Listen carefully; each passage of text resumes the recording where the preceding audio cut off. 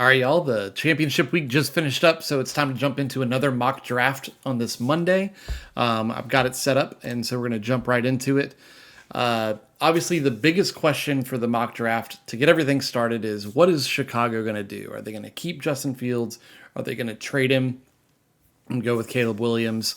If they do keep Justin Fields, will they pick Marvin Harrison Jr. or will they trade back to get more picks? I think I think reading the tea leaves, it sounds like Caleb Williams is going to end up in Chicago. I think he is widely viewed as the top prospect, and he just makes the most sense for them right now. Justin Fields is good, but perhaps he's hit his ceiling in Chicago. I think trading him to a place like Atlanta, he might be able to do a little bit more, better weapons and a fresh start. Washington is at number 2, and if you have been paying attention at all, then you know that it's pretty much between Drake May and Jaden Daniels. And to me, it comes down to who they hire as their new coach, likely Ben Johnson, and what he wants to do with his system. If you look at what he's doing in Detroit, I think Drake May fits better what he wants to do or what he's been doing with Jared Goff. That's not to say that he wouldn't prefer to have someone like a Jaden Daniels. I personally like Jaden Daniels more. I think his ceiling is higher. But Drake May, I think, makes more sense for Washington right here. I think the last mock I did, I had Jaden Daniels going here, but I'm going to go more with what I think will happen. So that leaves the Patriots here at number 3, and they get to take whoever's left. They're going to take Jaden Daniels, and I think that they're going to like that. That's going to be a good pick for them. And then that brings us to Marvin Harrison Jr. with the Cardinals. And that, to me, is pretty much where the draft actually starts. Those 4 players are going to be the first 4 picks in all likelihood. I don't know which teams, and we don't know exactly what order. But after you get past 4, that is where it opens up. The Chargers have a lot of needs. They need wide receivers. They need some offensive line help. They need edge rushers. But to me, you take Brock Bowers, you get a surefire Pro Bowler, potential All-Pro, long-term answer at the tight end position. It brings you back to the ideas of Antonio Gates. And Jim Harbaugh coming in loves the tight end.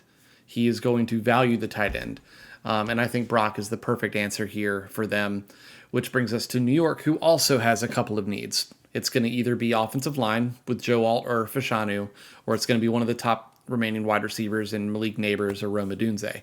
Evan Neal has not worked out at left tackle. I think that there's a chance that they move him inside or maybe trade him and see what they can get. He just hasn't performed up to their standards. But they also just don't have great wide receiver talent. I mean, Slayton's decent. Jalen Hyatt had some moments. Wan'Dale Robinson's okay. But, there's no true number 1 on that team. And Malik Neighbors or Rome Odunze would very clearly give you that. I'm going to give them Joe Alt, though. I think that he is the best remaining prospect on the board. He is a greater need. In the second round, you can get a wide receiver, and I think that's the direction they'll go there. I'll be curious to see what they do in free agency. If they trade for either of these positions, it'll affect what they do in the draft. But Joe Alt, to me, to the Giants makes a lot of sense here. So Tennessee is sitting there, and they have Brian Callahan, and if I'm going to guess correctly, Bill Callahan, his dad, is one of the best offensive line coaches ever. And loves the run game. And I think that they're going to grab Fashanu. I think it's Fashanu. That they're going to grab him here. And to me, that is crazy that Malik Neighbors then drops all the way to the Falcons. They need a quarterback. There's a chance that someone might trade up to get Malik Neighbors off of them. They've got Drake London. They've got Kyle Pitts. They've got Bijan Robinson. They could definitely still use Malik Neighbors. But they need a quarterback, and I think they're going to have to try to address it in this scenario. Maybe they trade for Justin Fields, or maybe they reach for a Michael Penix or J.J. McCarthy. They've got to answer it, and when I get to the end, once we have the Super Bowl and all that, I'm going to do trades, And this to me is a place where they might try to trade back, get some ammo, and then get their guy later in the first round. But sticking right here, I just don't think you can pass on Malik Neighbors. And you're going to have to figure out quarterback somewhere else at this point. So at number 9, I think the Bears, for them, it was either going to be the top tackle remaining or the top wide receiver remaining. They could use edge rush help, but they're going to go Rome Odunze. And so now they've got the best quarterback in the draft and a top 3 wide receiver from the draft. And now, no excuses. You got to go perform. The Jets are up. The Jets would have loved for Brock Bowers to get to them. If Brock Bowers falls to 10, that's the farthest he can fall. There is no chance that he makes it past the Jets if he is there. But the Jets are up. And to me, they need offensive line help. First and foremost, J.C. Latham makes a lot of sense here. They could use another wide receiver, but this is not the spot. Keon Coleman's decent. I like him. He's a really big body guy. Would be great opposite of Garrett Wilson. But what we're going to do here is we're going to get the first edge rusher off the board. I know that it's not a great need for them, but it's the best value at this spot. Dallas Turner is going to go to the Jets. I would really prefer Brock Bowers fall to them in this scenario. And I almost go Keon Coleman, but Dallas Turner to me is the best value at this position. And in the first round, you want to make sure that you hit. So Vikings are up. I'm going to assume that they are re-signing Kirk Cousins. They have to. So they need to figure out their defense. And that's going to be Terrion Arnold out of Alabama. Back-to-back Crimson Tide players off the board. Broncos are up. They need help on defense. They need help on the offensive line. And they got to figure out if Russell Wilson's going to be their long-term answer at quarterback or not. I know that there was all the, we're going to bench you because we don't want to pay you your guaranteed money due to injury, even though they were still technically in the playoff hunt. It was a weird time.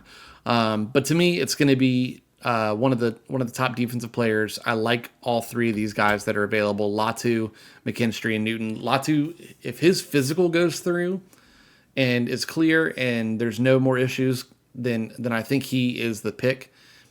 McKinstry dropped down boards this year. He didn't have a great season. I think in the combine he's going to perform well.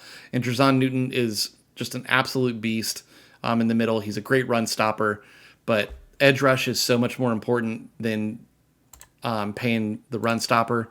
And so we're going to go Latu here to the Broncos. Raiders are up. They have to figure out quarterback, and I think that this is where our next quarterback comes off the board, and I'm going to give them Michael Penix Jr. So quarterbacks get overdrafted every year, based on what their ranking is to where they end up getting drafted. You want him. If you're going to draft a quarterback in the first 2 rounds, you might as well make sure it's in the first, because then you get that 5th-year option to keep them for a little bit cheaper if they hit. So Michael Penix here to the Raiders makes a lot of sense. He's the gunslinger, and I think that he'll do well with Antonio Pierce as their new head coach. So we are here to the New Orleans Saints, who need help all along the line, and I think Trezon Newton's going to make a lot of sense here, fill in the inside of that defensive line and help be a run stopper. I think if he can get to the point where he can play, 60 to 70% of downs, then he's an absolute monster. But I think right now he's probably a 30 to max 50% of snaps guy just based on his size. And we'll see what he does with that. Colts are up. They could use a lot. I like McKinstry to them. I really like Cooper DeJean, and I actually think I'll go Cooper DeJean over McKinstry. But I want to just observe J.C. Latham makes a lot of sense as well. Your quarterback that you invested a top 4 pick in last year, I think it was top 4. But Anthony Richardson got hurt last year. You got to keep him upright. And I think that's where I'm going to go. I'm going to go J.C. Latham, protect your quarterback, protect your investment, and worry about defense later in this draft. We're at the Seahawks halfway through the first round. They need everything on they need all the non-sexy positions. They seem to have their quarterback. They've got the wide receivers. They've got pretty good pass rushers. So they could use a corner. They need linebacker help. I'm going to go corner, though. I'm going to give them Cooper DeJean, and he can play a little bit of the hybrid. I know that he gets called a safety a lot of times, but I think his numbers at the combine are going to be impressive, and he'll stick at the corner position. So, Jaguars. They fell off at the end of the year. They were on their way to another playoff berth. It felt like they were going to win their division and maybe make a run. I think they started 8-2 and then just collapsed. I don't know how you fix that in the first round of the draft. I definitely think that you need to address the offensive line, primarily interior, which kind of leads me to think that you're going to do that in the second round. Troy Fautanu is pretty good. I also like Graham Barton. I think the 17 is too high for either of them. And I'm going to go with, so the other elephant in the room is that Josh Allen is going to be possibly leaving. They're probably going to franchise tag him again, but I don't think he wants to be there. And so let's get Jared Verse in there, another edge rusher, to help with that and ease the pain if Allen ends up leaving or allows you to perhaps tag and then trade Josh Allen. Bengals are up. They need to keep their quarterback upright. We're going to give them Fuaga out of Oregon State. When Burrow makes it through the season, they end up in the AFC Championship. That's just kind of the way it is. He is 2 out of 4. 2 of the years he didn't finish. 2 of the years they went to the AFC Championship, one of which ended up in the Super Bowl. Keep him upright. You'll be all right. Rams. Another team that needs offensive line, a team that could definitely benefit from a corner, and I think this is as far as McKinstry's going to drop. We're going to help out the defense for them. Steelers, they need a quarterback because they don't have the answer on that current roster. They could also use some offensive line help. Mims makes a little bit of sense here. I feel like that's a little bit too high. I'm going to go Nate Wiggins. We're going to give them a corner and help with that pass defense. They've really got to figure out the offense, but I just don't. Wide receivers not the need, and there's nobody else that makes sense right here. I don't know if I would go J.J. McCarthy or Bo Nix right here. I think there are teams further down that might go that route for different reasons. But let's see what we're at with the Dolphins. Another team requiring some offensive line help. They could use some help in the secondary, and I'm going to give them Cameron Kinchins. He gets to stay in Miami. He, to me, is this year's maybe budget, but somewhat close to Kyle Hamilton, kind of a do-it-all safety. I think he's a good ball hawk, and he's gonna do well in Miami. Eagles are up. They got to get some help on defense. Their wide receivers are all going to be due to get paid again.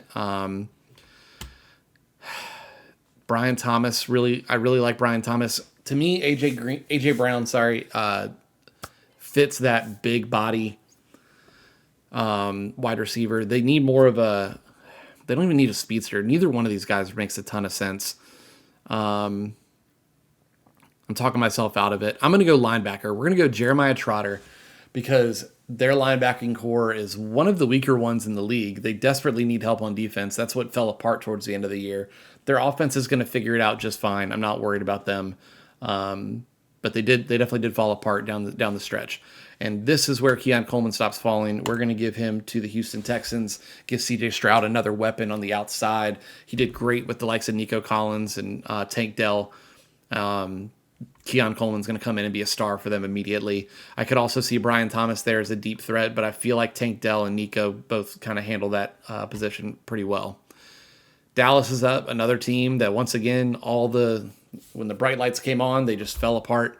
They need offensive line help. Mims is going to give that to them right here. They needed that offensive tackle to keep Dak upright and to help in the run game. I think they're going to have to get a running back somewhere in this. We all thought Tony Pollard, myself included, thought Tony Pollard was going to be better than Zeke if you give him the volume. And that just was not the case. He got the volume and the explosiveness went down. And that's where we are. Packers. They need some offensive line help. Before the playoffs, I would have said they need some wide receivers, but God, those guys performed. I think this is where I can go with Fautanu. I'm going to give them a guard. It's a not sexy pick, but it's a very good pick for them. And if Fautanu can drop to 25, they're going to be thrilled to get him. The Bucks, they've got Baker Mayfield. He did pretty well. Led them to the playoffs, led them to a playoff victory.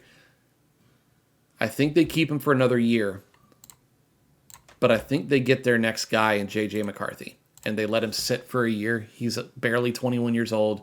You let him sit for a year behind Baker, and then you hopefully know by the end of next year if you've got your guy, and you either tanked and he's ready to take over, and you get him somebody great at the top of the draft, or things went really well again, and he can come into a good situation. Or if he's not the guy, you realize that in practice, you move on, no harm, no foul. You trade him to somebody else because they think his potential is great. Make him look good in preseason. Cardinals are up. Where did we go in the first? Marvin Harrison Jr. So we are probably going to go defense here, and Chop Robinson just falls right in our lap. We get a top 3 edge rusher out of the draft. We get the best wide receiver. Cardinals should leave feeling amazing. Buffalo Bills are up. Another rough end to the season. I believe in Josh Allen. I do. Their defense, I mean, they were just injured. They were decimated by injury. So, they need to figure out depth, especially on the defensive side. I think you've got 2 options here. We're either going to go Brian Thomas Jr. or we're going to go Kamari Lassiter because they need help on the outsides. The reason they're so good is their interior is great. Their defensive line, their offensive line for the most part is really, really strong. I'm going to go Kamari Lassiter. We're going to help the defense, get them some more depth, and hopefully he can help them get further in the playoffs next year. Lions are up. Lost a heartbreaker to the 49ers. I really thought they had it. But, no fault of the offense, I don't think. I think the defense was where they kind of let them down in the second half. I think the play calls were, just a little underwhelming.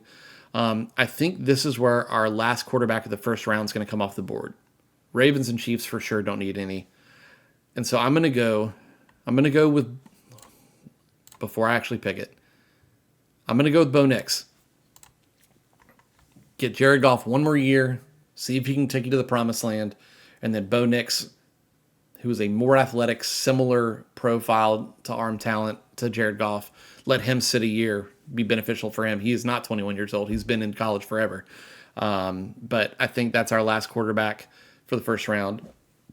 Ravens and the Chiefs are up, and I don't know why there's no pick for the 49ers here. I'll let you know who I would pick for the 49ers. So the Ravens are up. They need help on the offensive line. And I'm going to go Graham Barton. I really like Barton. He's strong. He's a great run blocker. They love to run. They should have run more yesterday. So Graham Barton's going to go there. The Chiefs are up. We're going to give them Brian Thomas Jr. We're going to give them an elite wide receiver that they've needed for a while. And then, San Francisco, it's just not showing up for me down here. So San Francisco's up. They've got a great offensive line, but they've got some old guys on the offensive line. So to me, you're gonna go Suamatia out of BYU. We're gonna give them offensive tackle who can maybe go to the right immediately and then take over for Trent Williams when he retires in the next couple of years. But that's our draft. Let me know down in the comments which picks you like, which ones you don't. Let me know what your favorite team is and who you hope they get. But I really appreciate y'all being here. If you've made it this far, please like the video. Please subscribe. I'm really trying to get to 2,000 subscribers by the draft, and I'll see y'all next time.